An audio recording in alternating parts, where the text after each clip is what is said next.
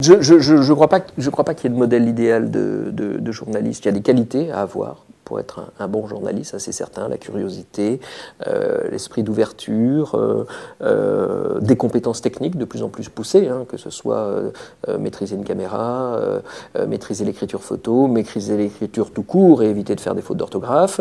Et puis bien évidemment, désormais avec les outils liés à l'usage d'Internet, être capable de faire de la recherche, être capable de trouver du lien hypertexte pertinent, être capable de mettre en forme de l'information ce qu'on appelle la data visualisation, faire des infographies, maîtriser le code, être capable d'écrire en code. Voilà, je veux dire, les contraintes aujourd'hui sont celles-là, sont les contraintes de l'évolution du métier. Mais le journalisme reste le même métier. C'est la forme qui change autour.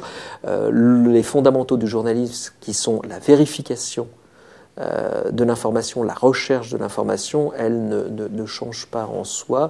Et donc le journaliste idéal, c'est évidemment celui qui est passionné, qui aime les gens, qui est curieux, qui a envie d'aller voir au-delà des apparences, qui est capable de travailler aussi bien derrière son écran que sur le terrain, dans une rédaction où effectivement le modèle économique est en question aujourd'hui. Mais il l'a toujours été depuis le départ.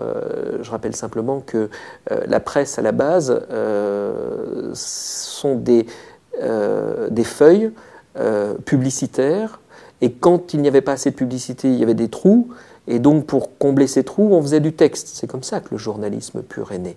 À la base, le journalisme, c'est de la publicité. Et puis le journalisme est devenu le journalisme. Donc le modèle économique, il est en permanence en questionnement. La vraie difficulté, c'est effectivement comment trouver de l'argent pour permettre de faire le mieux possible ce travail, de vivre le mieux possible sa passion, et surtout d'aider celui qui lit, qui regarde, qui écoute, à mieux comprendre le monde dans lequel il vit.